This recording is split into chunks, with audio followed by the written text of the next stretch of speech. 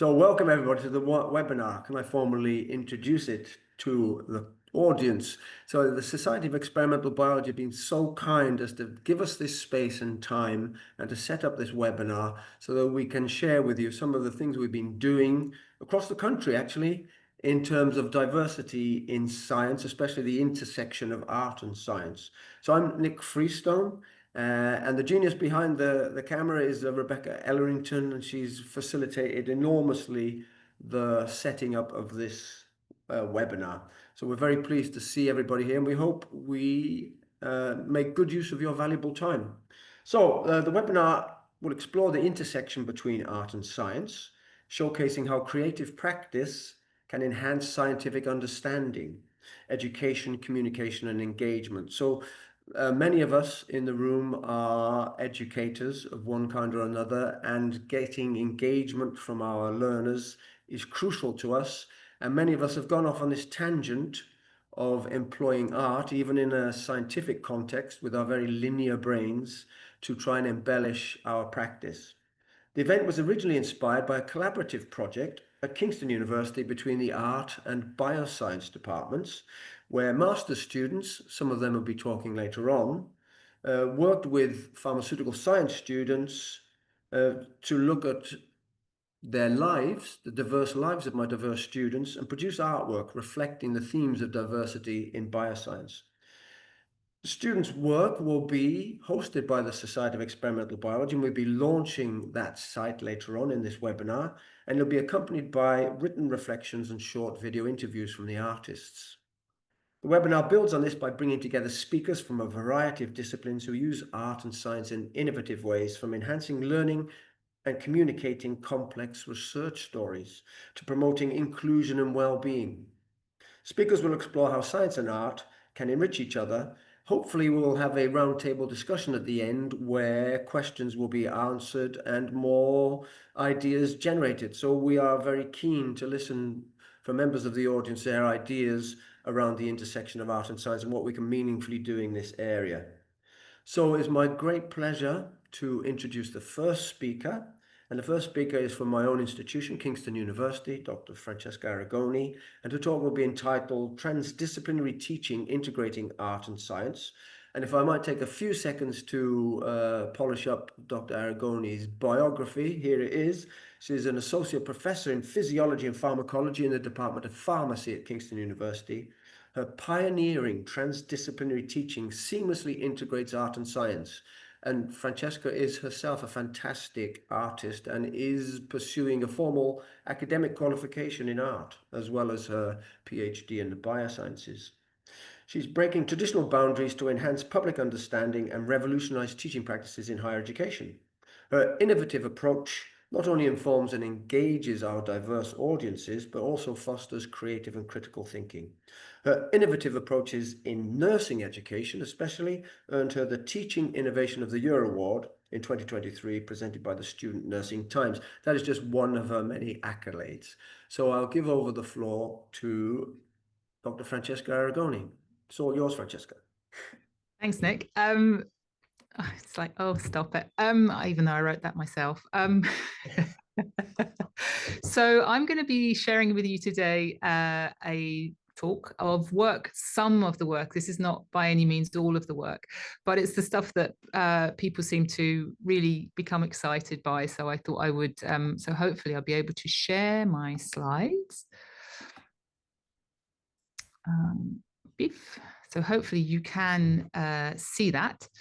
So the title is STEAM, so that's science, technology, engineering, art, and maths, hiding within the disciplinary interstices. And what I mean by that is that we have this concept, disciplines are a human concept. And I think that actually they shouldn't be in separate entities. And if you actually look between the cracks, between the science and the art, you find some really creative, wonderful stuff going on. That's where the magic happens. So it effectively comes down to the philosophies of science, natural philosophy, exploring the curiosity of the world. That's what we're doing. And it doesn't have to just come under the umbrella of we're doing something scientific. And let me just move so engaging in artistic activities, it not only bolsters critical thinking, observational skills, but it fosters a tolerance for ambiguity, which is something our students maybe sometimes struggle with. And this is indispensable for scientific inquiry, that you need resilience, you need these sorts of approaches to the world, and art provides those things. Now, if we look at a model provided by Neri Oxman from MIT, I think she articulates this the best in terms of where these disciplines sort of meet with each other. So, for example, art will take cultural behavior and take it and sort of transform it into information and our perspectives of the world. And what science does is that science can then take that information, those perspectives of the world, and convert that into knowledge. And likewise, engineering can then take our knowledge and convert into utility. And this is a sort of a flow state of how things are. And effectively, one cannot exist and thrive without the other. So where art and science meets, that's where the magic happens. So in order for me to have ever sort of implement this into my scientific teaching, and how this came about is a story for another time. You effectively need to give your students skills in which they can learn. There's no point in saying to a student, create a nice piece of draw a heart, if you haven't taught them how to draw. And so all of my students, when we are doing anything artistic or notebook creating, is that they have to have a training in basic art methodology, in draftsmanship, in close observation, in iterative practice, and in reflection, which again are all skills that we find in science. So this isn't exclusive to the artistic domain. These are things that scientists need to have, but they're really not paid attention to. I don't ever remember doing anything like this when I was learning biology, and I've been around for a very long time in biology. So Roald Hoffmann, who is a Nobel Prize winning chemist who also practices a lot of art, says that our society privileges verbal skill to the point that by the time they reach middle school, most people abandon other forms of mental imagination. And what we're trying to do is to foster creativity and that spark of curiosity. That's all nice and what we have is reality. And reality is in higher education, in a science faculty, in a school of life sciences, in a department of pharmacy, is there really a place for art? How is it that you can shoehorn art into your curriculum?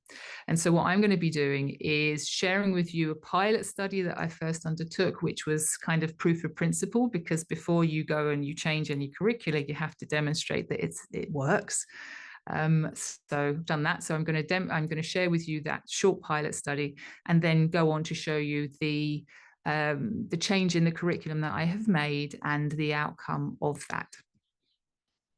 So in order to do that, this is something that I believe you can transcend across many levels. It can be from, upwards to level 7 if you want at university, right the way down to primary. It always comes down to these things, is that you have to identify key learning outcomes, whatever you're teaching your students. And you must provide them a set of skills to create a sense of ownership. We're looking for ontological perspectives so that students have an agency. They have their own perspective and viewpoint of the world, and we're trying to enable that. So they have a sense of ownership of the information. It's unique to them. And this is really, really important, because our students don't always come from the same backgrounds as everyone else, obviously. And these students don't necessarily have a lot of cultural capital. And what I mean by that is these are students who don't typically go to museums. These are students who don't typically go to concerts or theatres. They don't.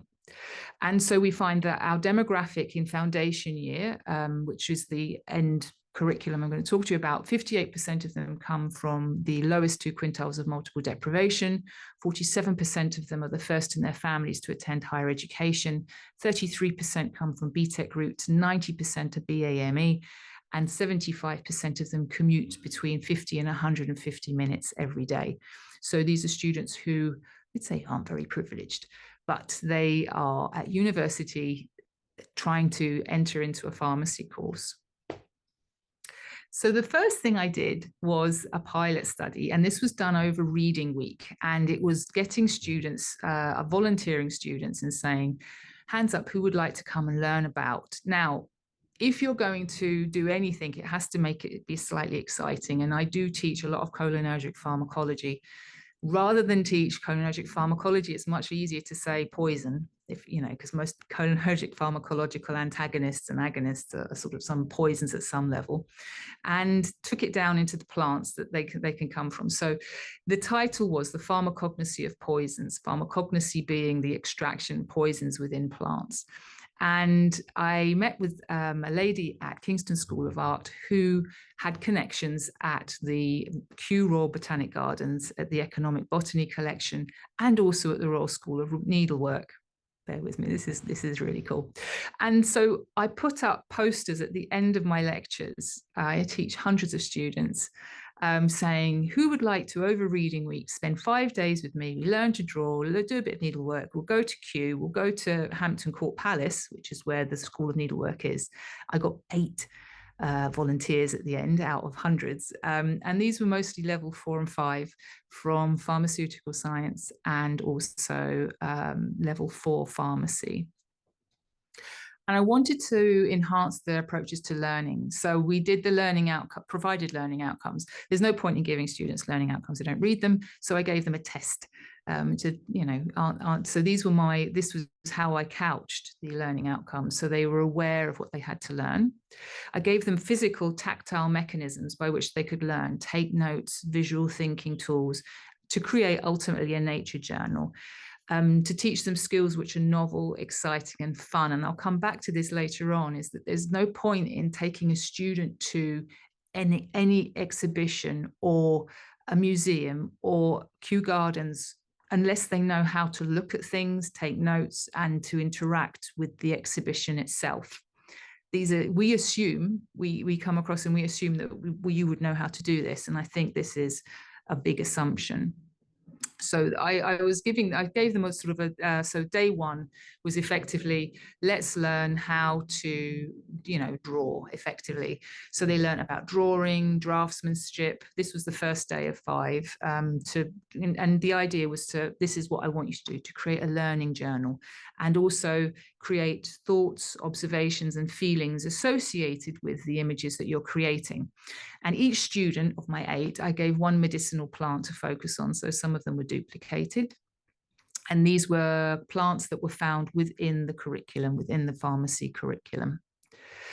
Day 2, we all took a little trip to the Economic Botany Collection. It's entirely free at no cost. And you can see Erin Messenger there. So she's now, there's a lot of questioning around our sort of decolonization here, but Kew Gardens has collected over 250 years samples from a variety of different places throughout the world. And I sort of had already sort of married these up with the things that we were studying in pharmacy. So we were looking at opiates. That you can see is obviously poppies and opium. There was tuberculari, there was rosary peas, there was star anise, and another one I can't remember. But that was it.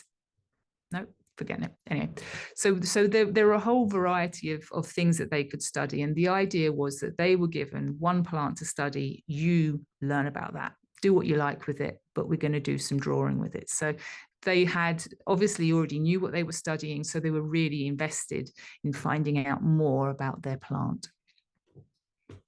So this was the rosary pea, and on day 3 we came back to university and spent a lot of time brainstorming, drawing, finding out information, and everyone was able to help everyone else. So we drew these big sort of A3 sheets and said, right, fill in details now. Once you've filled in everything you can possibly think of about your plant, pass it to your neighbor and let them fill in some stuff. So there was lots of sort of cross-pollination of ideas, so that everyone had this really lovely idea of what it was that they had to learn. And they also had to prepare on this day. They were going to go to Hampton Court to go and see the embroidery people. So what they had to do was to effectively get a really nice image of a plant or one of their sort of images associated with their plant that they could then transcribe into embroidery. So on day 4, we went to Hampton Court Palace. And again, only one of these students had ever been to Hampton Court Palace, just like only one of these students had ever been to Kew Gardens. And they looked quite nervous and they all looked like they're being lined up to be shot. I mean, they were so outside their comfort zone, but they were really good. They took up some sketches, and these are some of the sketches that they were doing so that they could take them to be converted into stitching. And this is where you can see them working alongside the students from the Royal School of Needlework. The students from the Royal School of Needlework had also been to Kew Gardens. They were making hats, and they had wanted to find out more about some things from the economic botany collection to sort of stitch onto their hats. So our students took their images, they transferred them and sort of got on with stitching. And the students from the needlework BA were able to sort of teach them the stitches. Initially, when they started, it was a bit sort of, frosty, but then by the time they sort of got on with it, by the end of it, it was a really, really fantastic day. And then finally, on the last day, we had a little cheeky test where we found that their test scores had improved from kind of a 2-2 level right the way up to a first, where these students knew so much about these plants, about everything to do with it. They were so engaged. And they finished off all of their artwork, and that was that effectively. So it was a very, very positive experience. And with this in mind, I then applied to change the curriculum so that I could do something similar for foundation level pharmacy students. And this was done in collaboration with the Physiological Society and the Hunterian Museum, and embedded into foundation pharmacy curriculum. So it sort of ran for 3 months from January to March. And this is obviously this year as well. And it starts off again with a series of creative workshops. The creative workshops run for 5 weeks before we go to the Hunterian Museum. And this time what was different was that we created the books that we were going to draw in. This is a physical creation of a notebook. So this involves haptic stitching, because stitching seemed to have such a positive impact with the embroidery people. So continue this, let's make books.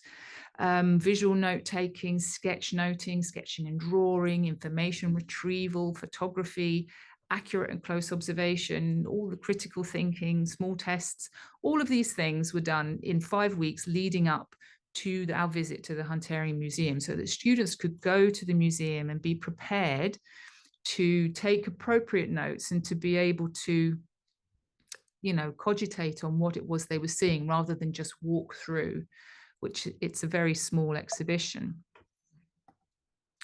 So this is a shot of some of the exhibits that are from the Hunterian Museum in London. This is at the Royal College of Surgeons. And if you've never been there, it's Guillermo del Toro's favorite museum, I believe. It is a collection of John Hunter's specimens. He was a surgeon around the time of the body snatchers. I'm not saying he snatched bodies, but anybody he operated on, things got cut off and put into jars. He was really fascinated and curious about the world around him. Some of the things are quite brutal, and you need to you need to prepare students for that. It's a sort of an edge of science and an edge of medicine that you don't really see very much of. So this allowed the students, when going, to consolidate and contextualize their learning. At their fingertips, they had agency to creative and critical thinking skills. What do I do? What do I see here? What am I going to do with this information? And it enabled them to learn physiology meaningfully. Many of them hadn't seen it. Is that real? Is that really the size of that? I didn't think that. So there's a lot of that going on where the students were questioning what they were seeing because they couldn't quite believe what they were seeing. Then after the visit, we had again large workshops where we just sat down and chatted. And I had a level 7 pharmacy student going around interviewing students to ask about, what they thought, how they felt. And there was a lot of informality there. And there's the degree of informality, I think, really helped sort of co-learning between all of these, between the students and academics that were there as well. The students produced some amazing work. The lady from Kingston School of Art who was there sort of looked at it and went, oh, some of this should be on the BA course. I mean, the students were so engaged. They had such a high level of engagement with all of it. And then following all of their creation, I then put on an exhibition, because science never puts on exhibitions of anything students do. Architecture does, art does. They always have exhibitions at the end of the year. And it was a really positive thing. So this was at Kingston University Townhouse. So 1 week over Easter, where all of the students' work was put on exhibition. And the themes therein that had been extracted from conversations and interviews with them came under ethics, science and art, future learning, managing stress and well-being, and enhancing professional learning. So this was sort of part of the exhibition. So we found that part of the future learning, these are quotes now from the students, is don't just push things to the side because you don't agree with them. Actually listen. You might end up realizing you might actually agree when they explain. It's like, oh my goodness, this is in science, art, visually learning like we're doing now, not more reading off a board and just jotting down notes. It's more like getting involved with what you have to do. So I honestly didn't coach them. They just chatted to the level 7 student. In ethics, so you have to be sensible with patients and whoever comes to you and looks at you as a pharmacist and get help from you, right? So the whole thing just shows me that how important is my position. Hopefully, if I'll be a pharmacist, how I should be. So we're getting students to think deeply, to think critically, and to reflect upon themselves and their place in the world. So these obviously are pictures from the exhibition. Look, there's Nick. Yeah, I know, right? You're on camera. In future learning, it opened my eyes for the impact of like before vaccine and after vaccine. So we have to acknowledge the importance of vaccine, because we've seen that and we can refer to this is amazing. And then you can have a look at what happened before vaccines. So obviously in the Hunterian, there are a lot of pictures. There are lots of artifacts of bits of body that have, tuberculosis or, common ailments that we don't see anymore. So yeah, that's just an increase in knowledge. Managing stress. So this is kind of get carried away when you're interested. I didn't even realize an hour and a half had passed before I left there. So everyone is in a sort of flow state. And enhancing our professional development. Putting your personal beliefs aside, because a patient might come in with something you don't really agree with, like how they got it or whatever. It doesn't matter. You still have to treat them as if they're human. Even if you don't agree with what they have or anything, you still have to treat them. So we found that the students clearly engaged. They had clearly a lot of metacognitive, cognitive, deep thinking. There's a whole load of thinking going on, despite the fact that this isn't a traditional cognitive, didactic form of lecture. We're literally just doing creative things with our hands. And I found that when you gave them their test results from the beginning, right in January to March, we found that, again, they went from knowing very little to actually really being engaged. The impact on the students. So we found that the progression rates into pharmacy, so students to get into pharmacy from foundation, you need to have an overall of 70% plus 70% in chemistry. And we found that the progression rate jumped from 40% in the previous year to 60%. Now, it may have just be a happy coincidence, but I think that maybe this had something to do with it. Maybe, who knows? This year will tell. So in summary, I think that if you investigate subject science from a perspective that is personal, and you have this personal ontological perspective, it has a positive impact on learning scores and motivation. It can improve independent voluntary learning, and it facilitates how the students reflect upon themselves and sees themselves. Now, I think this approach strongly suggests that knowledge retention in physiology, it's not merely a passive absorption, it's an active process and it's shaped by learners' experiences. And I feel it's been transformative. This aligns with pedagogies by Glaserfield, Heider, and Kneebone on the development of skills for healthcare professionals, who suggest actually that this is a fantastic way of promoting reflection, empathy, and critical thinking, which is something that we have seen in buckets using this. And it shows that the benefits of engaging are beyond cognitive enhancement, which we demonstrated. It's psychological, it's physiological, which suggests that this interstices, this space between art and science, it transcends traditional academic boundaries. And art, for me, is not an adjunct to science, it's foundational, and it enriches the learning experiences. It underscores the potential of artistic engagement. It cultivates academic skills, empathy, critical thinking, and patient-centered care. I'm going to quickly plug this because I did some interviews with very successful scientists and artists, asking them what they thought the relationship between art and science was. And it's a fascinating listen. I've got 5 of these things. There's Ole Peterson, who was a previous president of the Physiological Society. I've got interior designers. I've got people who have gone between science and art. I've got the director of the Hunterian Museum as well, and also an astrophysicist. So it's all very, very interesting. So if you want to, that's my little plug. There's a QR code if you're interested.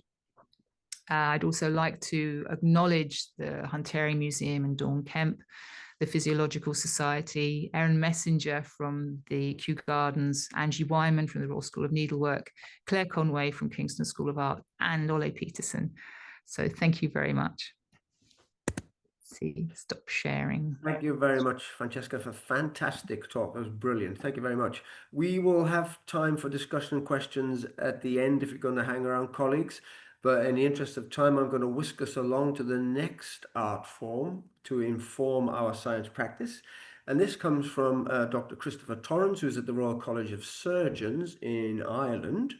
He's a physiologist who completed his first degree in biological sciences at Glasgow Caledonian University before he went to the University of Southampton to do his PhD in vascular physiology. Following that, he was a postdoc at Southampton and the University of Auckland before being appointed a lecturer in physiology at Southampton in 2006, where he had the great pleasure, no doubt, of teaching my very own son some physiology and pharmacology, I believe, in his medical course. Despite that traumatic experience, Christopher has agreed to talk to us today about his artistic intervention. He is now in Ireland, and he took up his current post at the Royal College of Surgeons in 2020. So why is Christopher here telling us about his particular art form and how it informs his educational practice? Well, back in Biology Week in 2013, the Physiological Society held a competition for the best physiology-based poems, and Christopher created a Twitter account, posted a poem that sought to clear up the distinction between something esoteric in our lives as scientists, molarity and molality. Bear with me, all will be revealed. The competition ended and that entry was judged to have won. And from that very technical starting point, Christopher has produced a torrent of poetry relevant to physiology and pharmacology. So over 12 years and 700 weekly poems later, Christopher continues to post new poems once a week on physiology and pharmacology topics as they relate to medicine. Sometimes in a lecture you can give information, Christopher says, but the central idea gets lost.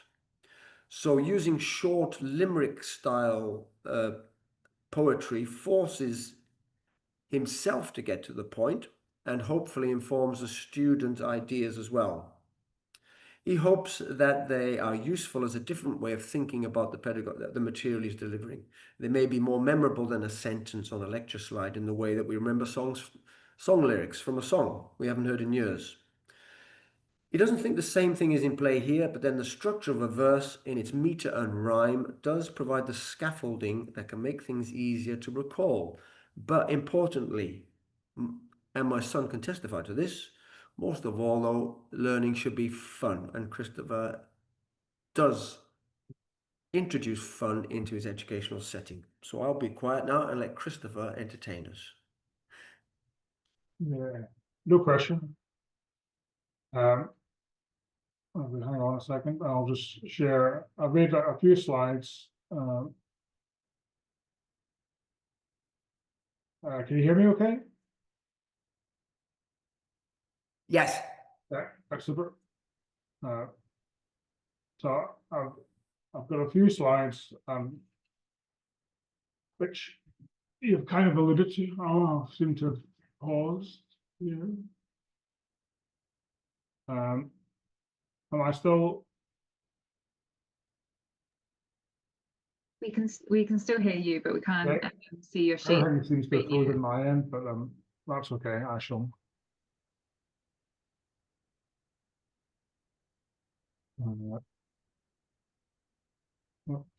There we go. Lovely. We can see that now. Thank you. Excellent. Super. Yeah. I haven't kind of slowed down. So, I mean, yes, I guess it's quite hard. I'm really dismissive of what I do. And I think Nick kind of convinced me that there was something in this. So I'll give you a little bit of overview of kind of what happened. As Nick said, it started with a tweet, to paraphrase hot chocolate. And I mean, in a sense, it was kind of a bit of silly fun, but it's an issue which I think, you know, I was teaching at the time. It's something that students had kind of come back to, and would even come up in exams and say, you know, you spelt molarity wrong in the exam question, when actually what we were talking about was something entirely different. So that was the poem. I'm more of a writer than a reciter, so I don't really want to end up reciting things, but it was about molality and molarity and why we use molality, certainly for things like osmolality. And it was a way of simply kind of getting to something which I thought students couldn't quite get. And you know, this would be a kind of short way that they could see that distinction and perhaps embed it a bit more in the subconscious. But yeah, much to my surprise, I won. And there you go. I won a toy neuron, which was a kind of surprise, and it made me kind of think, well, you know, maybe there's some merit in this, and indeed some skill that I have. So I decided after that I would try and do it on a weekly basis. That I would think about what was in the news, what was coming up, and really that is the hardest part, I would say, of doing this. I have, as Nick said, I've made over 700. There's a fair bit of repetition. I don't think I've ever copied anything directly, but occasionally over 12 years, I may have gone back to something vaguely similar. But the hardest part really is thinking of what am I going to do this week's poem on. Largely, it'll be, you know, if I'm giving a lecture that day or around that day, it'll be something from that. You know, that I might think, okay, you know, here's a key point from this lecture. This is something I want to highlight, and something I just, you know, or comes back to. Sometimes it will be a question. So if students have asked a direct question, I may answer them in an email or from a normal post, but I may choose to take that question and answer in, I dare I say, poetic form. But you know, it's that kind of sense of, well, you know, how do you distill this down to one or two kind of key points, and can you kind of create a structure around that? And if you've been kind of thinking of maths, there's not quite 700 weeks in my time span. And so very often I will do things around special occasions, maybe the Nobel Prize in physiology or medicine. I might do a kind of something to commemorate that. And I guess what let's say the hard part there is really getting that kind of sense of what is it that I want to highlight here. And it's that last line. If I can get the last line, then I can kind of create something that's going to allow me to set that up, and kind of create a little 4 or 5 line limit. So styles have varied a little bit over the years. So Twitter used to be only 140 characters. That was very constraining. It meant punctuation, etc. You couldn't really do. Since it doubled in space, it's been much easier to come up with things. So typically it's the kind of A, B, C, C, B structure. So there's an example there. So the muscle length tension relationship that Starling and Frank saw in action. When it's optimally long, more cross bridges can form, and that increases the force of contraction. So there's the length tension relationship. Your sliding filament theory. And again, if you've got more cross bridges, you're going to increase the force of contraction.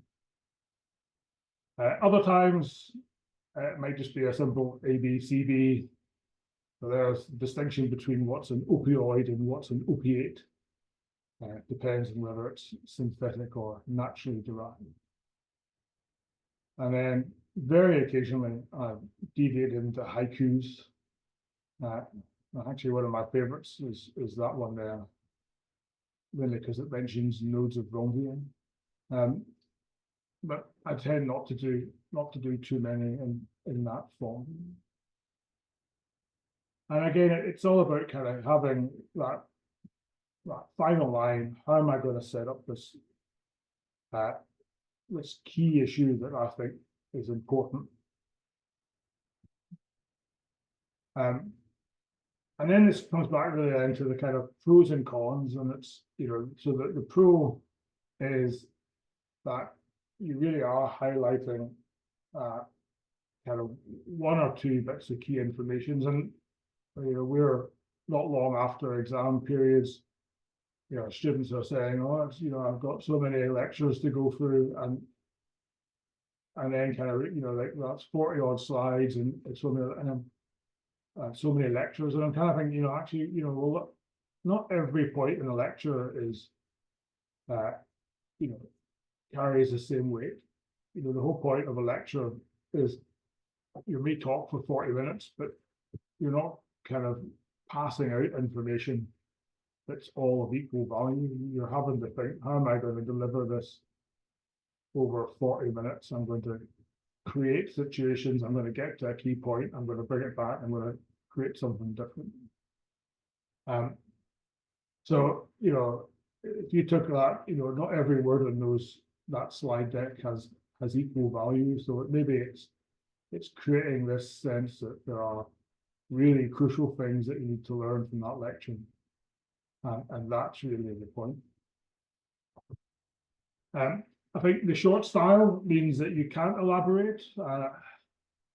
And sometimes, you know, we'll have to sacrifice accuracy, or at least perfect accuracy, and those caveats that you kind of might add into a situation.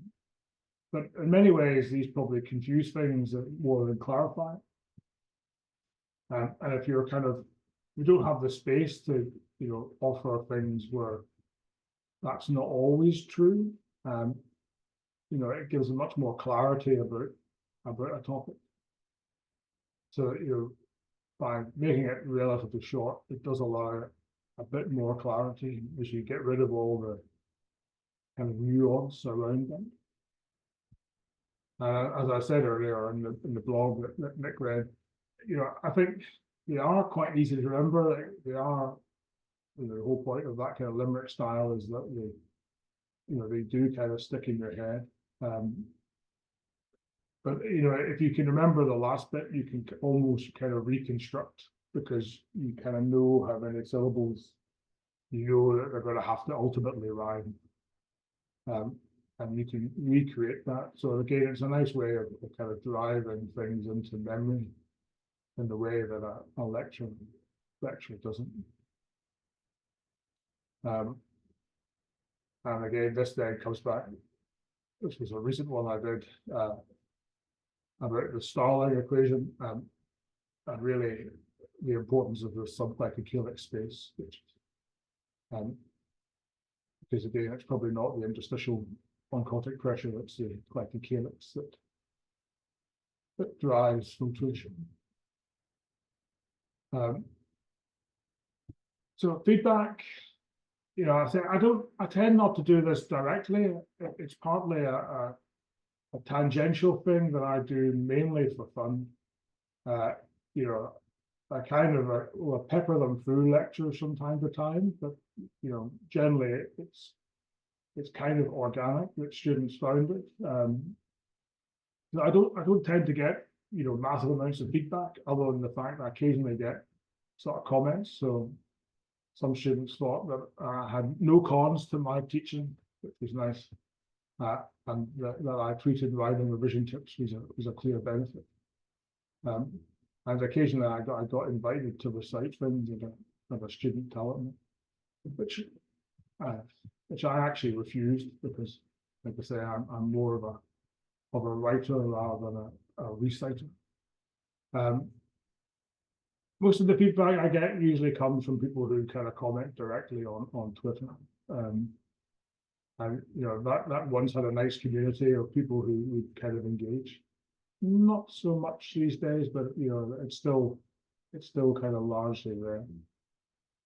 And to the point where I once got involved in a flighting with a fellow budding biological poet in human body haiku, who would cite haikus about anatomy. So a flighting is that kind of poetic, not like a rap battle, but in poems. So he would tweet his haiku, I would return in verse, and we had 2 or 3 days of back and forth with various poetic forms. And again, things like that are quite nice, and a nice way of kind of giving it kind of that value. So like there's a kind of feedback. So as an example of things where I've kind of done it in response to specific events. So at the Physiological Society, they have the Rob Clark Awards, which is their undergraduate research prize. And as I was judging posters as part of that, I then created a poem for each of them. So I said I would do this, and I then tweeted them, and then one of the authors here got back to say this is one of the best things that she'd ever seen, and you know, this has to be a thing. So again, it's things like that which kind of give it a little bit of value, and makes me think that, you know, it's not all just for my own personal enjoyment. So I kind of put these slides together only just to say that I have an archive, and you can see the archive there. It's about 700 poems or so. I made a WordPress site. In the initial sense, the idea was to kind of overcome their punchiness by writing longer kind of articles which explained them, but that became incredibly time consuming, so that kind of died a death many years ago. But at least now it exists as a way of kind of highlighting each of the poems that have been made each year. But I'm still very much of the opinion that over 700, it's very much quantity over quality. If you wanted to see the archive, there's a link there on the QR code. You bring it if you're that way inclined. So that's kind of what I do, and I shall leave it there. Thank you very much, Christopher. Fantastic work. Thanks so much for reciting as well as writing. It's beautiful stuff. And there's some stuff in the chat which we might chase up later on if you can hang around. Yeah, absolutely. People are very interested in what you're doing. So it's my great pleasure to introduce our next speaker, who is Lucy Brown from the Zoological Society of London. And Lucy will talk about her Refugia project. So if I can give you some context, colleagues, about that Refugia project. And Lucy. Lucy is the Public Engagement with Science Manager at the Zoological Society in London. She specialises in using creative methods to engage and listen to groups in underserved and underrepresented communities. This creates meaningful experiences on the ground and also provides information that can be used to advocate for and with these groups for policy change. This has ranged from art, science exhibitions, public workshop programs, citizen assemblies, app development, and volunteer programming. Lucy also trains researchers in science communication, public engagement evaluation, and equity and inclusion to support researchers to make their science accessible, much as we're doing here today. Engaging with wildlife and environmental issues is a privilege that not many have. Lucy will be discussing Refugia with us, a program co-designed with asylum seekers and refugees that uses art and conservation science to create an inclusive therapeutic space for mutual learning and creative expression. Rooted in equity and co-production, Refugia explores themes such as migration, nature, and belonging through art. And that belonging through art is something that both Christopher and Francesca have touched upon. Sessions are held at London Zoo in partnership with New Art Studio. I shall leave you in the very safe hands of Lucy. Over to you, Lucy.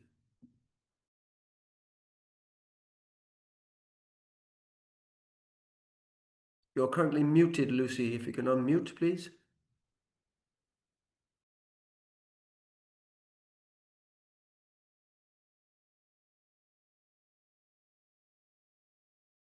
Can everyone hear me? Hi, my name's Lucy. I'm the Public Engagement with Science Manager, as you've heard, at ZSL. And Refugia, as you've also heard, is a co-produced creative project with people with lived experience of forced migration to engage with nature and the environmental sciences. It's grown a lot since we started the project in 2023, and I'd love to tell you about the work that we've been doing and the journey that we've been on.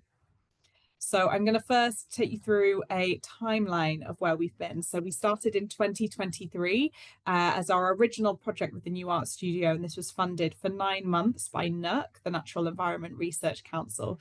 And as you can see here, this black line also shows how long that work has been going on for. And so we make a commitment in the project that any group that we work with, we make a commitment to work with them long term to be equitable in our partnership building. So that's where it started. And then after that, we continue to work with them into from 2023 onwards into 24, 25. And then in 2024, when we didn't have so much funding, we went into a partnership development phase where we were developing relationships with new groups to work together to be able to go for grants that we then see. A lot of the grants that we want to go for are ones that support co-production, which is working with a group equally to be able to develop a project. And so lots of grants and funders want to see that you already are aware and working together and aware of each other's needs. So that's what we've been doing in 2024, which I'll tell you a bit more about. And then in 2025, which is the year that we're in now, surprisingly, we have been working with Care for Calais and Refugee Education UK. And so at the bottom here, you can see there's this tiny, we tried to make the images proportionate to how big the amount of money was. So you can see tiny logo of the Refugia project. So from the original project, we made some sales from the exhibition. And so that's been able to allow us to keep working with the New Art Studio, tiny amount of £500. And then again, we have got some money from SEB, which we're really glad to get this year, which will also allow us to be able to keep working with the groups that we're working with while we are simultaneously doing the continuous fundraising applications. And then in the future, we are working with the Red Cross and the Horner Museum. So I'll talk a little bit more about that as well. But for the main part of this project, when I'm going to be sharing examples of the work that we'll be doing, I'm going to be talking a lot about that original project with the New Art Studio that was funded by NERC. So that original grant, when it came out, was called their Growing Roots Fund. And in this top left corner were their aims: to convene public debate, doing one or two of these things, build capacity of researchers to engage innovatively, inspire public audiences, and trial public engagement approaches. And so I worked at a community farm, and a member of the community farm said that they would love to just separately come to the zoo and have their art group see animals from home. And simultaneously this grant came up, and so I said, let's have a look at what your art group is. Maybe this might be something to go for the grant. And so that art group was the New Art Studio, who are a therapeutic arts group for asylum seekers and refugees. And so when I originally made the pitch to the two directors, the first question that came back was, what has the environmental sciences got to do with people with lived experience of forced migration? But the more that I explained how co-production works, especially in terms of the public engagement sector, which is about mutual learning, exchange, and meeting the needs of both groups, they started to understand that actually a lot of the members draw landscapes from home, animals from home, which I'll just show you here on this slide. They already draw lots of things that to do with nature and their environment. So actually a project where they are also developing their own creative practice and learning about other environmental sciences or nature might be a really good fit. So in terms of how co-production works, we developed the project completely equally. So we embedded their aims, looked at what our aims are, what their aims were, and built it into the project. So their aims were that they wanted to develop new creative techniques. The members wanted to develop new creative techniques and feel more grounded in the UK and feeling connected with a sense of community. For us, we wanted to engage with the environmental sciences and improve our researchers' engagement skills. And then we also wanted to be able to share power with the group, and so that we could have a mutual exchange and mutual learning, as the public engagement definition is, if you know it from the National Coordinating Centre for Public Engagement, which is about mutual exchange. And so when we made a plan for what the project would look like, this is a bit of a vague structure of what we hoped it would look like. So 5 sessions on different topics. We would plan at the beginning, we'd reflect and plan in between all of them. At the end, we would have a co-produced celebration event. We weren't sure how all the participants, researchers and members of the New Art Studio would like to celebrate the project, but we knew that we would like to celebrate it in some way, and we would work with everyone to work out how we would celebrate it in the end.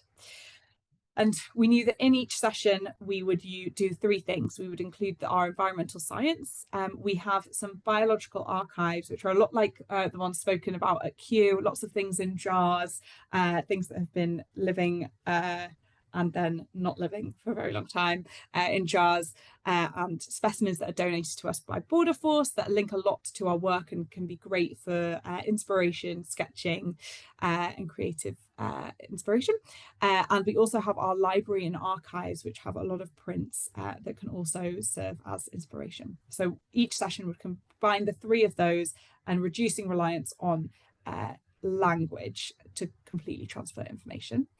We also used our budget to do 3 things. We paid for the time of the New Art Studio director's time to be able to plan this project with us.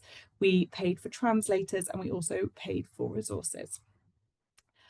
So this is what we thought it would look like, but it actually ended up looking like this in terms of time. So the planning took a bit longer. As each session went on, you can see that the planning and reflection that we needed to do shrunk, but the co-produced celebration event, it was decided, we kind of went around what we could do, but it was decided that we would like a really big exhibition was one of the main things. When I said, how can we celebrate the project? Most of the members just said, we'd like to just keep doing the project. And I said, that's not how the funder sees it. They'd like one thing. And so it was a co-produced exhibition that we went for that tumbled into a massive, massive, amazing project and celebration of the work. So which I'll tell you about as we go. But another thing I just want to share from the project is by the 3rd, 4th and 5th session, the members were equally sharing their knowledge, creative skills with us just as much as we were with them. So we would do talks about environmental sciences, but by the 3rd session, 4th and 5th, the members were sharing their knowledge with us. So what did the sessions look like? The sessions, there were 5 of them, and we it was wildlife coexistence and sketching. I know you can read it, but I'm going to read it to you. Cities and UK species and cyanotyping. I'll talk more about it. Forests and printing, migration and translocation, life in water and watercolor. So just quickly how we went about choosing all of these. I made a document to share to help people pick, but in the end, members were quite overwhelmed by the choice. And so the way we ended up doing it in the end is that I made the project branding, and I asked for people to send pictures to me of things, nature that reminded them of home or nature that they liked in the UK. And that's what gave us actually the most to go by in terms of what people would like to engage and learn about. And that's what formed the structure of those sessions in the end. We, as I said, used the budget to be able to pay for resources for everyone to be able to make at home. They normally just have the materials in the studio that they go to each week, but this meant that they could take materials home and create at home as well. So again, that first week, human and wildlife coexistence, which is part of our work here at ZSL and the Institute of Zoology, which is where this project is based, if I didn't say that earlier, and sketching. So we went around the zoo, which is also where we're based, went around the zoo sketching, and that was our first session. And using there, you can see on the right are some artifacts from our biological archives.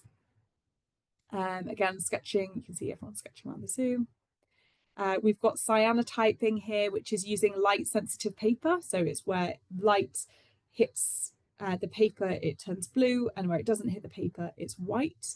So you can just see up there on the hanging up, you can see a bit of the paper there. So you go and forage different leaves to be able to create those cyanotypes. And we did life in cities. The next one after that was forests. So Mehmet, who's one of the members, then taught everyone how to do printing, and we did printing led by Mehmet and translated by his friend and colleague Hassan. Then we did printing. We looked at prints in our library and archives, as you can see here on the left, and we talked about forests again. Here you can see the work that people produced. The fourth session, migration and translocation. So this was a really powerful one that we started to move into, where we talked about animals that migrate as well. Why might other animals experience or go through natural migration, or they be migrating and moving through other ways? And we looked at black and white techniques using ink, and other members shared. Members that normally create using black and white shared about why they don't use colour and why they create in the way that they do, and shared their work and knowledge with us. And lastly, life in water and watercolour is the last one that we talked about and engaged with. So we then tumbled into this large celebration event for this exhibition that was in on site in our Huxley Lecture Theatre. So had in the end had just under 500 pieces of work that went up. Specifically here, this is a section that the women from Iran wanted a section to be able to talk about what's going on in their country and how you can advocate and support women and women from Iran. And so we were of course happy to put that in. This section, I'll take you through just a little tour of what it looked like. So this section was about the New Art Studio members. They wrote their description for that section up against the wall, and that's all work generally, that's their work. Then we had all the different themes again about the work that we did, and we showed their work, both researchers and the New Art Studio members, and everyone was displayed equally in the same way. So that's this section, wildlife and people. You can see here, that's the cities and the cyanotyping. Life in cities, you've got the forests, you can see the life in water, and the animal migration and translocation. Just going to give you a little slideshow here. We had handouts that were explained more about the science for a public audience. This is just a personal favourite, which is about its fish passports, kind of exploring our relationship with being able to have a what does it mean to get a passport? What does having a passport mean? Yes, so just more and more of that. That was our public exhibition. People came around. Just a bit more of a slideshow. Again, here, these are people's profiles where everyone was displayed equally. And it was one of the first times, I think, that I hear that the members will be able to be displayed like this in a full exhibition of their own, which is great. What went well and successes, there was improved well-being across the board, 100% well-being. I think I have stats maybe in the next slide. No. Improved well-being, a sense of community, a new sense of perspective from researchers, a new perspective on their research, which is great. And we also had a lot more people signing up to do public engagement with us in general, getting involved in the project for future.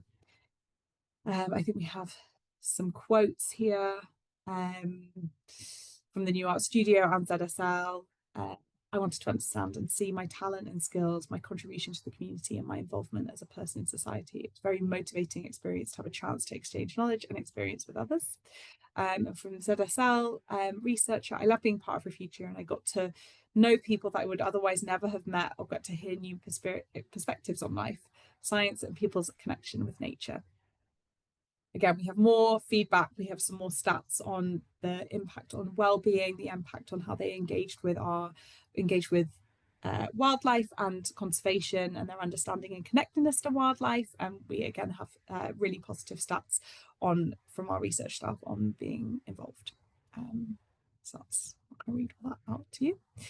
Lessons learned is that co-production takes a really long time, and I'm really glad that we were able to budget in time. And I think that's, if anyone's thinking about doing a project that involves co-production, really being considerate of people's time in that and being able to cover that in a budget if you are applying for funding for that. A lot of feedback on delegation to staff, and again that's around the amount of time it takes from people to be involved, and I think that was one of the main things I wanted to highlight from our lessons learned. And so where have we gone since then? The project has won 2 awards. It's an international award with the Falling Walls Engage Award, and it's also won a BIASA Silver EDI Award, which is great. And we have now grown the programme, as I showed you in that timeline, with 1, 2, 3, 4, 5, 6, 7 groups and counting. In addition to that, one of the members from the New Art Studio volunteered in our biobank, that again, as I've spoken about before, where all our specimens are collected. We've had a research experience placement student with a lived experience of forced migration, and we also have a young person from one of the charities coming to volunteer in our birds section at the zoo. And so that's a continuation of supporting this audience and group in the work that we do.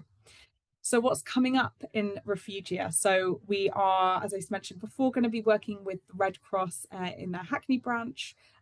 We're having that young person come to volunteer in the birds section in our zoo collection.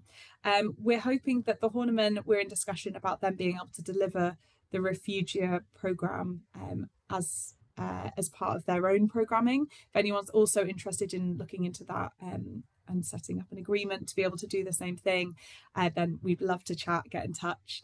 And we are also developing our stream, which I will skip to now, which is we are developing the future of programme into 3 strategic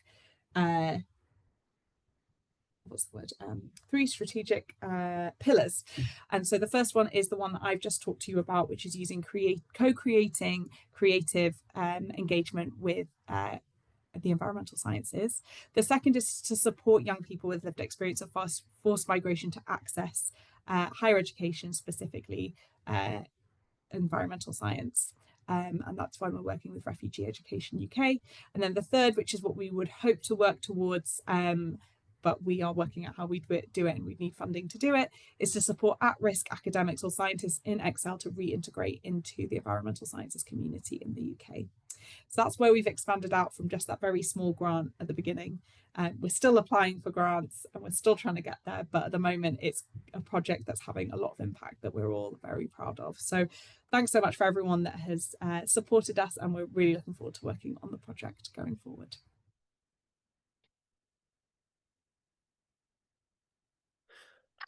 Wowza, I'm overwhelmed by the richness of the art being showed here for educational and wider societal purposes. It's just incredible, the stuff that we're doing here. And for the next session, all of this has started from a tiny, tiny acorn, and that tiny acorn was something that I did in a very linear scientific fashion, was to put my students in the curriculum directly by reflecting their own diverse genetic heritage in the literature.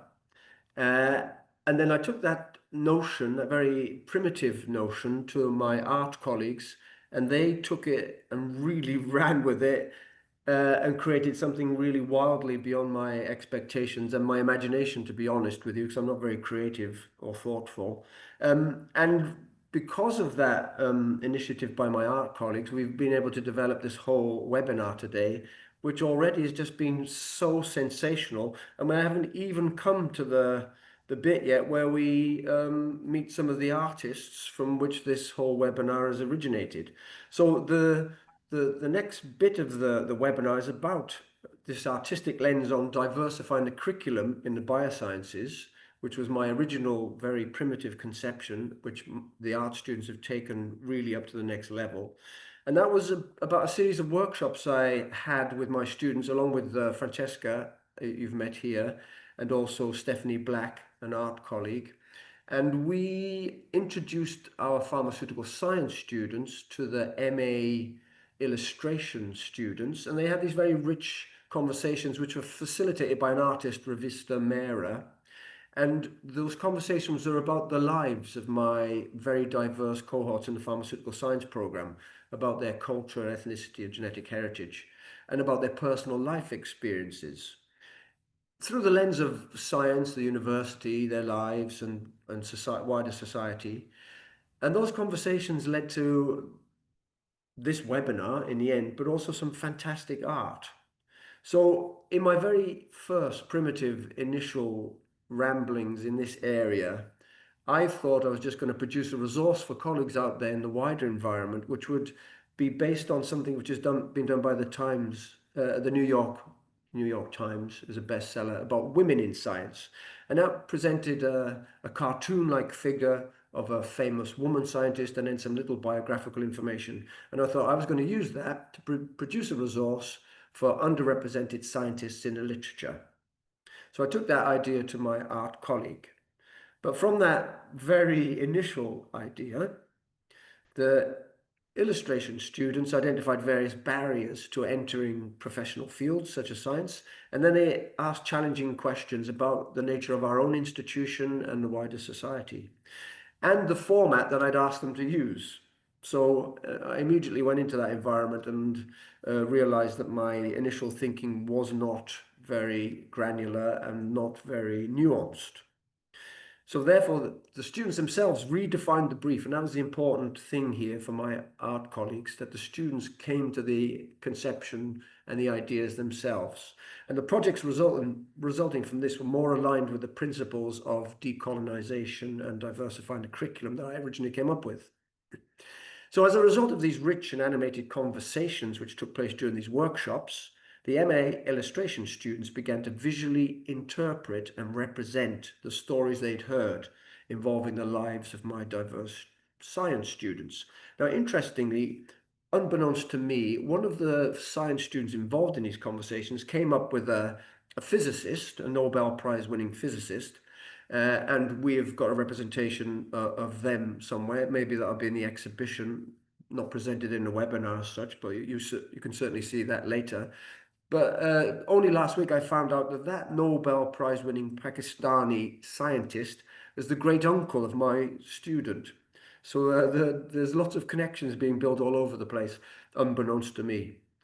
So the MA illustration students begin to visually interpret and represent the stories they've heard, such as that. And their work ranges widely in style and content. And we'll hear from some of these artists now. And I think if we are ready, Sharon Lynn will talk about neurodivergent students after a conversation she had with a neurodiverse pharmaceutical science students. I'll leave you in the capable hands of Sharon. Hello, Sharon.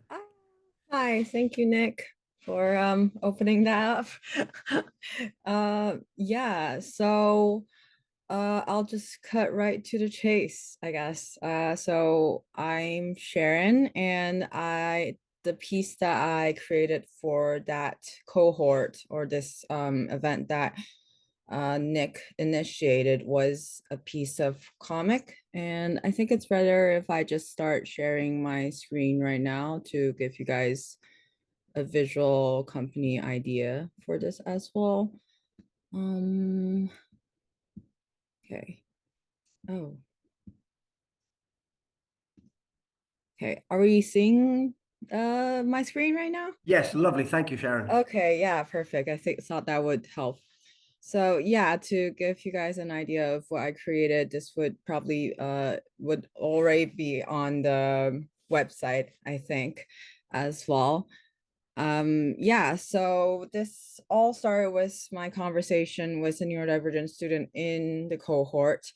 Originally, I think I just went into this yeah, I went into this thinking very naively. It was all I knew from our professor Stephanie Black was just that it had something to do with biology, science, and how it comes together with art.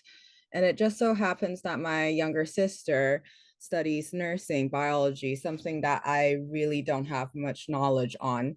So I kind of got myself involved for personal reasons. I wanted to be a part of my sister's world. And she's always talking about words that I thought I'd learned something about biology, but instead, after having conversations with students from different backgrounds and specifically a neurodivergent student in chemistry, I think I learned more about her experiences rather than just like biological terms, if that makes sense. And so basically, we covered her experiences with just balancing her neurodivergent, like her being a neurodivergent person and her conditions and the struggles that she goes through as a student with the school's mitigation assessment process. So this was very far from what I originally had in mind in participating in this cohort. But I think at the end of the day, it actually makes a lot of sense for what I do because I do a lot of comics. I do a lot of satirical comics specifically. So this whole conversation is actually a really great approach for me into not necessarily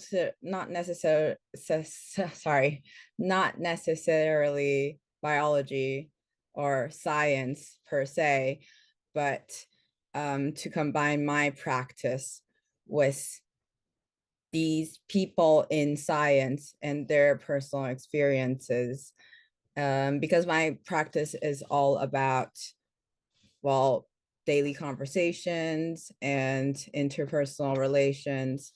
So yeah, all in all, I feel like this piece of comic kind of broadened my horizons on what I could do with my artistic skills, if that makes sense. Since I'm always doing comics, not necessarily covering something related to science or rigid, not I don't think rigid is the word, but just like more knowledgeable things. I think this piece really broadened my horizons on what my artistic skills can bring to the table. And I think another part of my practice is humor. And I think humor is a big part of a very important anchor or like a very important connection between rigid information and the outside world. So yeah, so I really, in this piece, I think I used satire, colors, textures, and my usual childlike narrative, cynical narrative, if those two could coexist, and kind of brought together all of these things along with something that's more delicate or like a topic like neurodivergency that's supposedly more delicate and to work around, if I'm making sense. Yeah.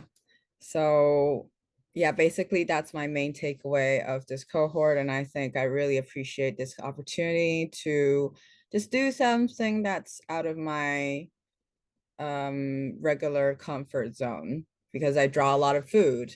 And although that doesn't really have something, it's not closely knit with, say, science, biology, I did take a bit from my own practice and take a bit from these science students, and then eventually produce something that could hopefully be helpful for just these neurodivergent students. Yeah. So okay, so I'll stop sharing my screen right now, I think. Lovely, Sharon. Thank Yeah. you so much. Thank you. You didn't seem to be out of your comfort zone. Well, I am extremely outside my comfort zone, but I'd just like to highlight, colleagues, while Sharon's screen is still there, on the bottom left, on the left side, we did some guerrilla activity whereby we transposed Sharon's beautiful cartoon here next to the official university "What Can We Do to Support You" poster. Oh, You can yeah. see there. And we matched the colours. And while the university espouses lots of positive values, Oh, yeah. sadly Did the this actually? experience sadly the experience of our students is slightly less positive sometimes. And this is the Yeah. experience of one of our neurodivergent students. Yeah, I think that whole conversation, well, not to get into the nitty-gritty bits, but it was definitely, well, it all started from, very vernacular conversations, right? And that, I think, was what I enjoyed the most in my own practice, whether it's about mental health, whether it's about daily experiences. And so I don't think, going into this cohort, I don't think I expected this. So it was a pleasant surprise that even from a science student, even like an art student and a science student, it's seemingly our worlds are so far apart. But when it comes to, our struggles, specifically with like bureaucracy, we actually had so much to talk about. And then so that's how where this beautiful, well, if I may say so, this piece derived from. Don't mean to flatter myself, but I personally think this experience was very beautiful for me, because yeah, this was something that I didn't expect myself to do. And it was very fulfilling to think that hopefully I was able to help and support something and improve something in the system, because oftentimes it just feels so discouraging when it comes to bureaucracy or something bigger than ourselves, right? I think everyone has this experience of like, there's a system and it's supposed to work, but it's not working. And so what do we do? Honestly, sometimes it's like the support doesn't have to be like functional or practical. I think the beauty of art is that sometimes it's just to provide a voice saying that, people have these experiences. You could translate it in a, like colorful, humorous way, and let people out there know that, oh, it's not just me. And I think that companionship and that community over there is what I find the most interesting. And especially after this cohort between science and art, I think it just really reinforced my belief of, yeah, there's so much I could do with my supposedly silly drawings. Yeah. Thank you, Sharon. Oh, yeah. They're not silly at all. Well, I find that. that, yeah, I think silliness is my strong suit. So I'm starting to embrace that. Me too. Me too. Yeah. So can I introduce the next artist amongst us? So Noorda Lee, and her artwork is around that Pakistani physicist I was telling you about. And Noorda is an interdisciplinary visual artist, illustrator, and printmaker whose work explores themes of emotion, memory, language, individual experience, and the natural world. She holds an MA in illustration from Kingston University, where she developed a passion for combining traditional and digital media, and an MA in visual cultural studies from the Chinese University of Hong Kong, which provided a strong foundation in theoretical frameworks. Her artistic practice transcends the limitations of a single medium, combining illustration, printmaking, ceramics to explore materiality and craftsmanship. So drawing inspiration from literature and daily life, Moda captures delicate emotions and visual elements that show the lives of ordinary people amidst rapid societal and global changes, resisting grand narratives and emphasizing individual experiences in contemporary society. So the piece we're going to see, which she created for this project, is a series of illustrations honoring Pakistan's first Nobel laureate in science, Abdus Salam, who, as I mentioned, is the great-great-uncle, I think, of one of my undergraduate pharmaceutical science students. And what I was particularly struck by in this piece of work is the blurredness of the initial imagery, which is then revealed in much more detail about the actual person involved. And you will see, I hope. So it's through blurred portraits and silhouettes that we're going to explore this journey and the legacy of this scientist. So I will leave you in the tender hands of Norda Lee. Thank you, Norda. Thank you, Nick. Thank you for your very detailed introduction. So just give me a second. I'll share my screen.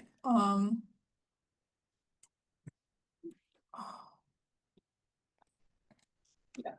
So hi everyone, my name is Nord, and I'm going to present my project Abdul Salam: A Life of Science and Struggle. So this is a project that explores identity, representation, and visibility through visual storytelling. So thank you, Nick, for introducing me and my work to all of the audience. So I will skip this like very long part, but just and I want to add that recently my work has been like longlisted in the World Illustration Awards 2025, and that's a really like big surprising news for me. So yeah, I'm very happy to share this news with all of you guys. So yeah, as Nick has introduced before, so this original brief and background for this project is that we want to diversify the bioscience curriculum to better represent the student body, and we're paired with students from the pharmaceutical science and to create works that highlighting the contribution of the underrepresented scientists. So the student that I pair with is Mina, and she gave me the story of Abdul Salam. And Salam was Pakistan's first Nobel Prize laureate, but his own country did not recognize him because he was an Ahmadi. This is a specific Islamic sect that is not recognized by the Pakistani government. So as the project progressed, I realized that his story actually reflects broader questions such as who is he and who is visible, who is remembered, and who is telling whose stories. So the first-hand research began with interviews with two science students, Mina and Dina. So Mina's family is from Pakistan and Dina's is from like Middle East. So both of them were born and raised in the UK, and they generously share their personal stories with me. I was deeply removed by how they told me like how they feel like now the right person, and how they feel like they were supposed to be friends with other brown people, and how they were called Paki. So Paki is a racial slur in the UK, but at first they don't even know like how offensive it was. They thought it was just short for Pakistani until they realized, okay, this is a like very negative word to use. So their stories gave me a deeper understanding of Abdul Salam's scientific journey.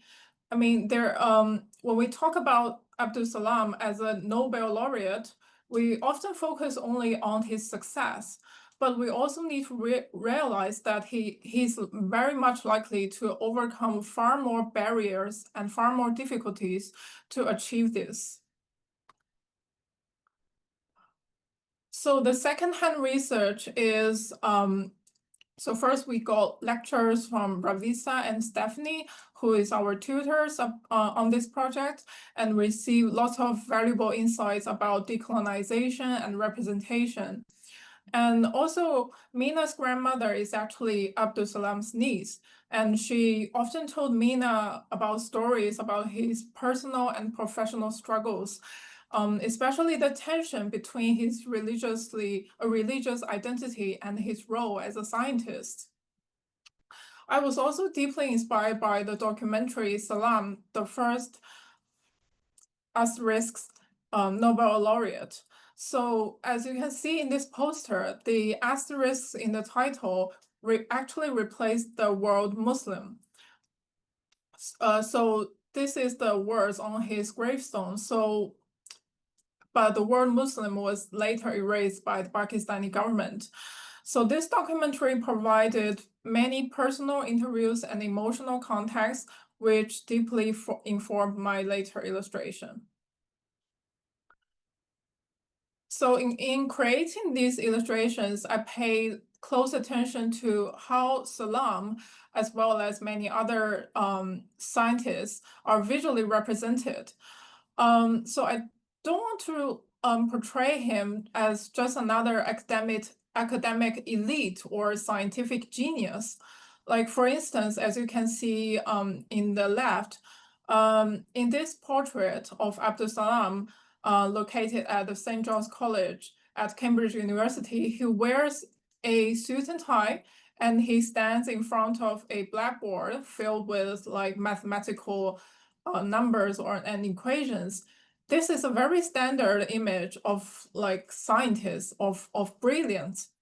But I think while that kind of portrait represents academic excellence, it also reinforces a very narrow and very idealized image of the scientist. So this is what I want to challenge in my project. So I want to show him that as a child, like I want to show that he was also once a child, and his eyes may be full of confusion and uncertainty, and how he liked to read on his own sofa. He is actually just like us, and he is also a human. So another visual strategy I use is the material of tracing paper. So as you can see in this image, it is a kind of semi-transparent material that allow me to layer all of the figures in the illustration. So I want to use this way to show who is visible and who is invisible by intentionally leaving the blank spaces. So here's a very quick overview of all the illustrations. You can view the physical effect more clearly in the video of the website on the SEB.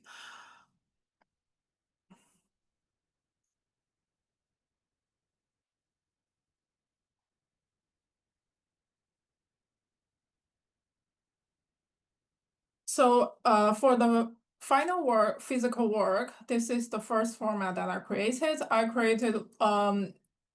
created all of them into individual postcards.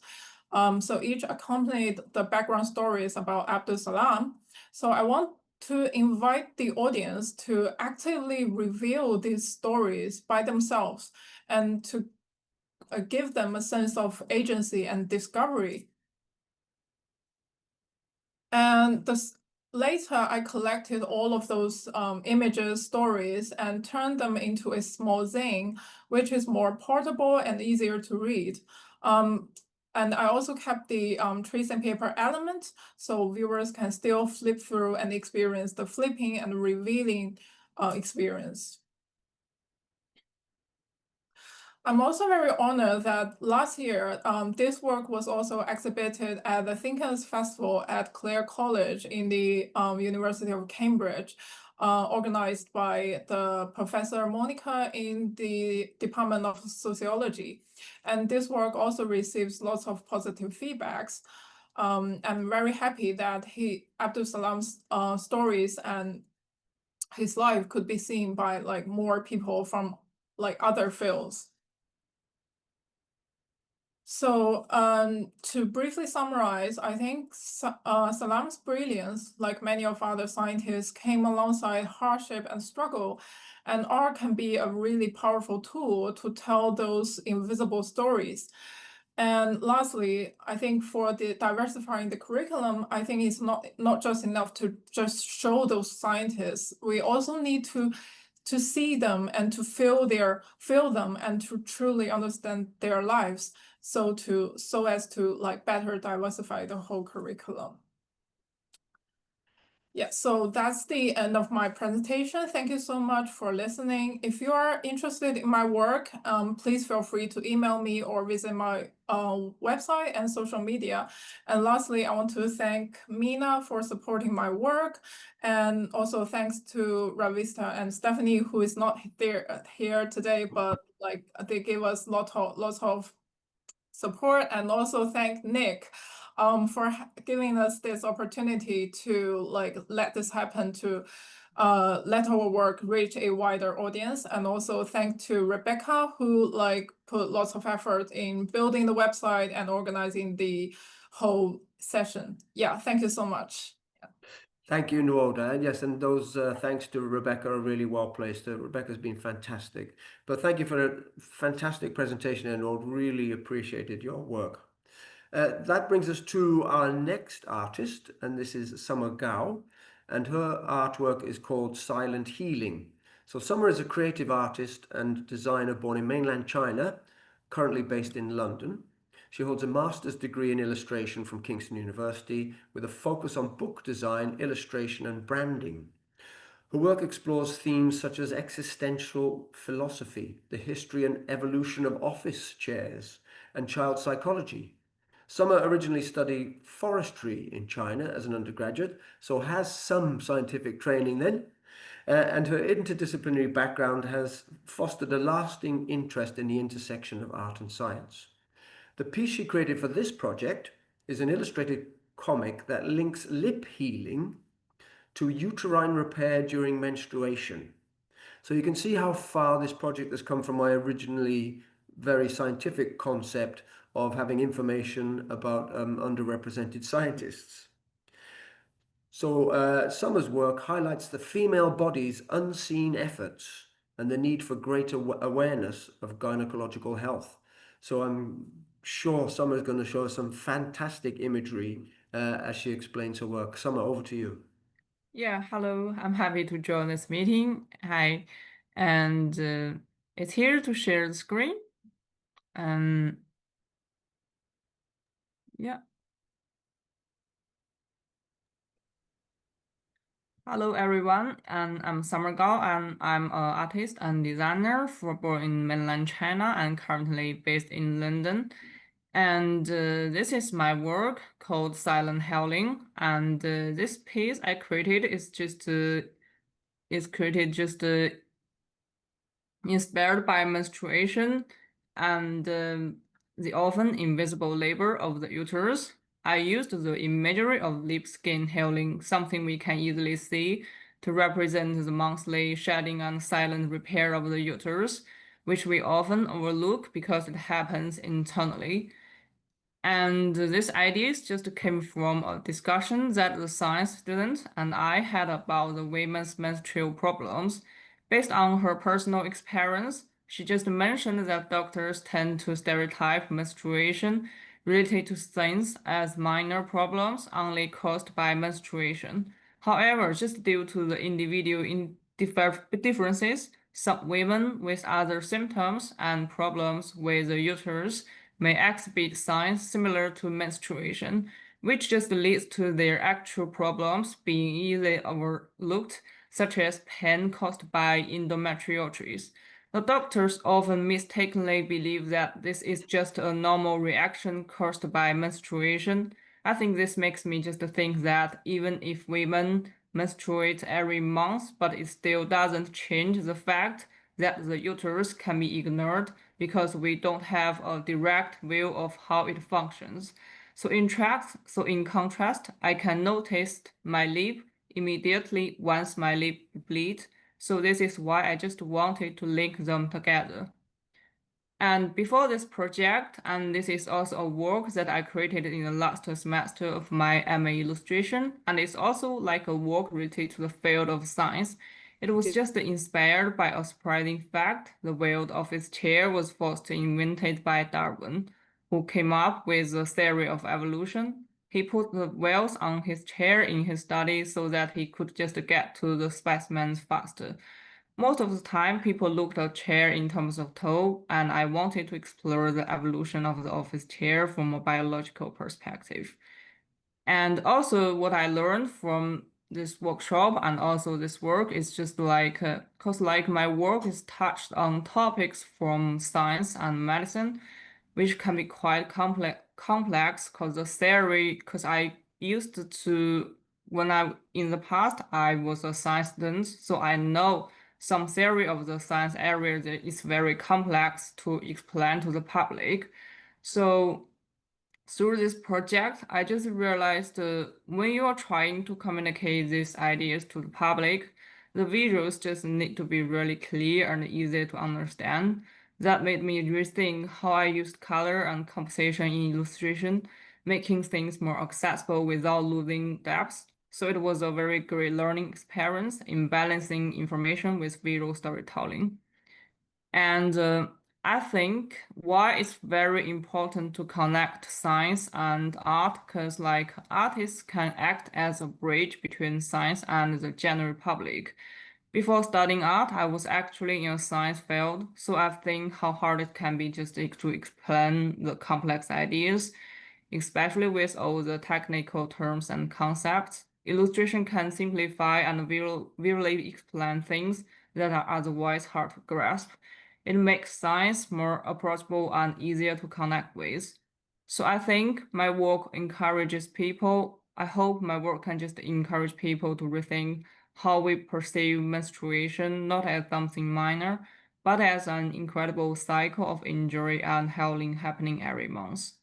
Thank you very much. This is my presentation, and thank you all the people to support us, and thank you and Stephanie and the Rebecca and like you, Nicholas, Preston, and I'm very happy to join this meeting. Yeah. Thank you very much, Summer. So some very striking imagery there and some very interesting concepts being discussed. So we have 25 minutes or so left allotted to us for those of you who've booked out some time to cover the whole of this webinar. So I think we'll open up the floor. So I think Rebecca will be monitoring the chat, but if you have a question, I think you can put your hand up and we'll try and answer the question as best we can amongst all of the contributors to today's session. And if you're too shy to put your face and voice up, then we will articulate your question if you type it in the chat. So now is your opportunity to discuss the wider ramifications of this intersection of art and science and whether we can use it productively in our own contexts. So I'll open up the floor to the audience.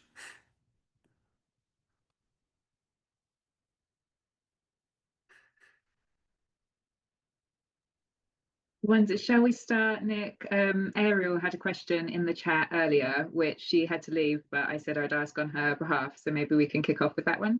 Yes, lovely. Thank you. So it was for Francesca, and Ariel said that she'd be really interested to know if you observed any gender differences in how or how much your students engaged with the creative workshops, especially things like stitching and needlework. Yeah, this is a really obvious question, obviously. So you may have noticed in the pilot study, they were all female. As soon as you say needlework, people are interested. What you find is that there is, I would use the word hostile, of students who are doing science when you say to them, we're going to now make a book, or we're going to do some photography, or we're going to do something. And a lot of the questions are, what's the point? So you need to have, what's the word? You need to have a thick skin to just kind of go, let's just ride this. And you find that by the time you go to the Hunterian Museum, the number of the discrepancies between gender have vanished, because people sort of go, oh, that was the point. They don't have to. And I think that what I've learned is that I have to couch how I approach this with students, and how I talk about what I'm doing has to change. For example, I used to do a sort of an art thing where you saw an image of a heart that students had drawn, and it's to sort of, you know, look at the physiology of the heart. And I have completely changed the title of that practical by calling it Anatomy Without Dissection.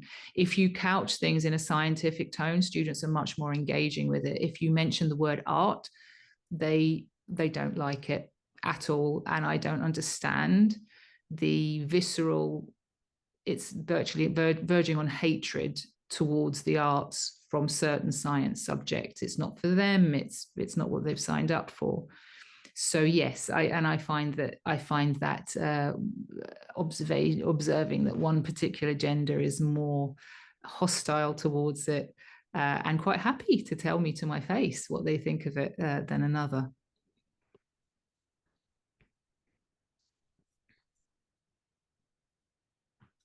Can I interject there, Rebecca, with something from my own context? So the original reason why I started this work was that I wanted to produce a resource for colleagues, for them to use in their own environments, in these politically contested areas. So somebody who looks like me, who's old, a bald white man in a lecture theatre full of diverse students, might have some trepidation in entering into the discussions about how difficult some of the life circumstances of our students are.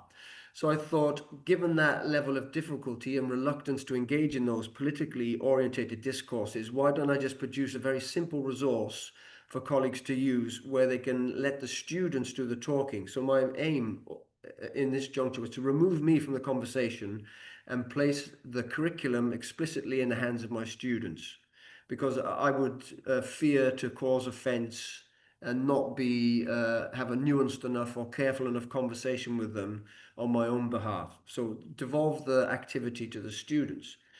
But often that sell to students is difficult. So Francesca and I had to do an intervention to a group of students who were exhibiting some politically unacceptable behavior, shall we say. And we delivered a session on intersectionality, trying to show that despite the various barriers to progression amongst certain elements of society, we were all in it together, and if we work hard enough, everybody can reach their full potential. And we got some feedback from that. Session, which was anonymous, of course, which is the problem. And the student observed from the session that we delivered wholeheartedly that, oh, we had this pointless session where this bald old white guy came in and cried about black professors. So this is the kind of context we're in now. That student was very likely to be an ethnic minority student. So even amongst the communities that we're trying to bring more purposefully into our educational practice, there is some resistance. And I was frankly horrified at a Society of Experimental Biology conference about diversity in the curriculum a couple of years ago in Cambridge, where somebody revealed data about a survey they'd done amongst academics. And some academics were very resistant to entering into these kind of conversations. And they were explicit about their reluctance in some quite confrontational language. So there is still a battle to do. And that is why I think it's so important that we've gotten together and had these multifactorial kind of art forms to prove that we can enhance and inspire our students' learning in our different environments. So that is my fourpence. I'll put my hand down and let somebody else speak. Can I make an addition to that? Is that I think that's why it's important that the students bring their own unique perspectives to the table, no matter what they're studying. I've done a lot of work with nurses who are predominantly Afro-Caribbean 40-year-old ladies who were very forthright in their approaches and attitudes to things. But as soon as they felt that their voices were heard, they were much more willing to engage and much more willing to interact, because they had felt that the structure or the didactic structure at university was not something that was necessarily familiar to them or something that they necessarily felt they could relate to. However, if you could get them sat down chatting whilst they were creating something, we were able to remove so many barriers. It didn't matter who was delivering it, because you could just go around a table and chat with them. So that, to me, it's about reducing those barriers that people come in with their prejudices and unconscious bias or whatever without intent. It's just how it is. Thank you, Fran. Rebecca's more questions in the chat, I think. Yeah, there's another one. Louisa, this has said that she can't turn on her mic. So this question's for Lucy. And Louisa says, I've been working with migrant plants and people and was fascinated to learn about Refugia. Is the exhibition still on, or is there any publication about it where she can read more about the migrants' experiences? Hi, yeah, thank you so much for your thank you so much for saying that. It's not still on, unfortunately, but I need to get all of our promotion about the project a little bit better online. But we have a student in with us, a master's student, who's helping us with a lot of our communication about the project. But there is a page on our website, if you type in ZSL Refugia, which has images and just kind of almost covers what I said today. But yeah, really happy to chat about it if there's anything more that you'd like to know. But I would like us to be producing more, but unfortunately this is a very small part of what I do, and it's grown into a very big project that ideally we get funding for, and then I have the time to be able to produce resources like that. But yeah, really glad to hear that you're interested, and would love to chat more if you want to hear more about it. Thank you, Lucy. Is there any more questions in the chat, Rebecca? Yeah, there's another one here from Michaela saying, thank you for the lovely introduction into your artwork, Summer. We all know that despite more and more females excelling in science, there's still typical underrepresentation of females when it comes to leading roles. Similarly, the standard participant in medical trials are middle-aged white men. Are you planning to do some more female-centered projects drawing attention to this sort of aspect? Yeah, I think that's supposed to be, because I think the female projects, I think, is always like a huge topic for us, because we are all the females, and there are a lot of things I think we can just talk about more. So I think it could be a point I will make in the future. Yeah, I'm happy to make that. Thank you so much. I've got a question for Chris, if I may, Rebecca. Yeah, go for it. So if Chris is still there, I'm just wondering what impact there is on what positive impact you can show on your students. Have you tried to measure any evidentially, quantitatively impact on student learning? No, I mean, I haven't. I've always been slightly reluctant to make it a thing. If you know, I mean, I've never, it's always been something which is sat kind of beyond or outside of teaching, to the point where I kind of did it, and I don't like to blow my own trumpet, as the saying. So as when you asked me to do this, I was slightly reticent about it, because it was quite a lot of trumpet blowing. But so in that sense, I don't really have a sense of having actively done it and then actively tried to seek. I get kind of tangential idea of people would follow me on Twitter, or people would kind of, I'd watch the stats of the blog kind of go up and down. But beyond that, and beyond the kind of vague awareness of people stopping me and saying, "Oh, I really like that," I don't have an actual hard data set of value. Do the students ever mention it in the module evaluations or anything? Very occasionally. That's where the kind of the one I mentioned, preach rhyming thing. That's where it came from. So so some of them are obviously aware of it, but I don't draw that much attention to it. But perhaps I should. Maybe that's the thing. Definitely. I've got a colleague who is a published poet in chemistry. So maybe I'll tie you up with him if you want to expand your horizons. Absolutely, that's, you know, that could be biochemistry, but I like to avoid biochemistry if at all possible. Some interdisciplinarity right there. Lovely, Chris. Thanks.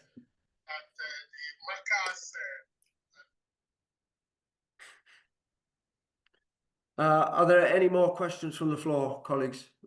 There's not another one. There's no more in the chat. Okie But dokie. if I could ask one myself, Yeah. it was another one for Lucy. Yeah, I just wanted to know. So when you showed those photos of the exhibition, they looked really busy and you know, like full of very engaged people. And I wondered if you had any information on like the kind of profile of people who turned up to the exhibition, of like the type of people you managed to attract. And any tips for promoting things like that. I'm always looking for. Thank you. Yeah, so it was only on for 2 weeks, and that was just the opening. So we just emailed all of our contacts, and it was possibly more of a audience that was maybe professionals in the sector who'd be interested, and it's already on our like mailing lists. So I wouldn't say it's necessarily a that the exhibition was possibly more professionals than necessarily the audiences that we try and specifically work with through our programming, who are traditionally unserved and underrepresented groups. However, then across the week, we actually had lots of people come in and kind of by accident, because it was it half term or holiday, and we released our universal credit tickets, and there was a bit of a mistake, and loads of people came who were on universal credit tickets and then couldn't get in because the central team had done the tickets wrong. So then we're actually not in the zoo, and so loads of people came in, and I got loads of tables out and put loads of drawing stuff out so that people could start to be in the space and create in the space. So we actually then got lots of different people in, but that was just by accident. And then just putting out posters as people walk past and telling people about it. But I think I would like to next time do a press release about it and be a bit more considered about our communications next time. Amazing, thanks. Yeah, I just thought it's really interesting because it's like another aspect of outreach, that you were working with the people who'd experienced forced migration, but then also could reach out to the wider public to view the artwork. So it has like a two-pronged approach. Yeah, totally. And that's how I generally have done a project. So before this, I worked on a project called A Picture of Health, which was working with the art and science master students at Central St Martin's and another research institute, and ran a whole collaborative project with an exhibition, and it had that 2-phase part of it, which is the original engagement and then an exhibition. And I think that's a really nice format that just works really well, because you can then reach a much greater audience. You can have the kind of meaningful co-production that's involved in the programming, and then you can like share it and talk about it, and it's a great time to get other people involved in a bigger way. Amazing, thank you. Can I ask a question of Nord? Nord still there? Yeah, I'm here. No. So I'm very struck by the amount of imagery you produced around one person. So I'm just wondering about the process. How long does it take you to produce all of those transfers and the blurred transparencies and originals? Because it seems like a lot of work. Yeah, so actually this is a like very short time-based project. So I would say several days. I did spend some time in deciding the use of the tracing paper. I mean, that came like quite late, quite like it is like even a little bit inspirational, like because at first I just draw all of those illustrations, but I just like kind of feel like something is missing. So until I watched that documentary, and I found that the word Muslim on his gravestone is erased, then I think this kind of erasure is actually a kind of rejection of this person as a whole, because he saw like his religion as a very fundamental part of his whole life. So then I came across this idea. So maybe like I can make use of this kind of tracing paper to explore this kind of erasure in his whole lifetime. Yeah, and so yeah, I think it took me like several days to do all of those illustrations, and I also abandoned some of the drafts because Ravista think that some of the images are not very suitable because it's related to like ethnicity minorities. So yeah. Yeah, it is quite a technical task to accurately represent different races and genetic heritages, I think. Yeah, One has to be very careful not to dive into caricature, I think, in this area. yeah. So I wondered if Sharon's still there, so I can ask a question of Sharon. So Yeah, yeah. you Here, use present. you use lots of color, and you did that guerrilla activity with the neurodivergent student. So that was outside your comfort zone as well, I guess. So it was definitely outside the scientific comfort zone to interact with you. My students were, I guess, pretty shy at the beginning, and I was pretty shy at the beginning. But you were very friendly, and you had those very animated conversations. But I'm just wondering about the extent of your wider integration within the university, because you were in the art faculty, and for the Kingston context, the art faculty is a different campus. It's not far from the main campus, but it is a physical distance removed from our campus. So the demographic of the students there is completely different from the demographic of the students here. So I'm just wondering, were there any of those kind of cross-cultural, integrative, community building kind of elements in your program, independent of this one? Did you meet students from other diverse backgrounds whilst you were in the Kingston School of Art? I think I didn't have much of an opportunity. That's why I found this whole experience that much more invaluable, because as you said, out of the art faculty, out of the art building, everyone's pretty much, if you didn't have opportunities like this, you're pretty much confined to your own campus and like people around you. So this was actually a very invaluable opportunity to just branch out and have these, cross-sectional conversations. I do really wish to do more of this in the future, just to, broaden those horizons.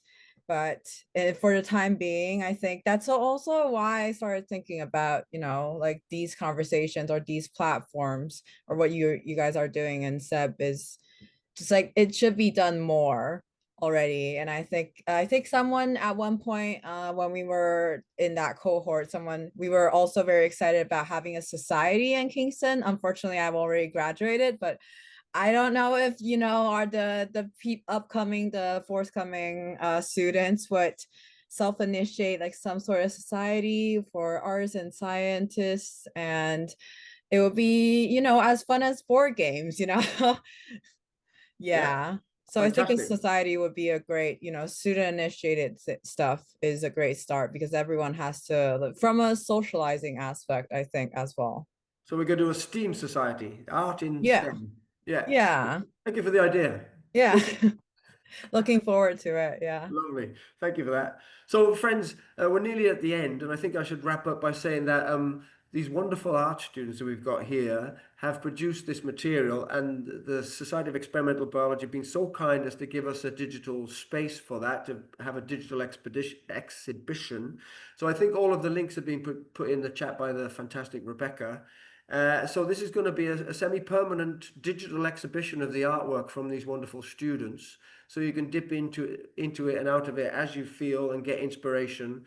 And I'm sure, I don't want to speak for you, friends, but I'm sure you would be happy to be contacted by members of the audience and wider bioscience community if they get in touch with you about your art forms and how you might interact with their science. Would that be all right, Noda, Summer, and Sharon?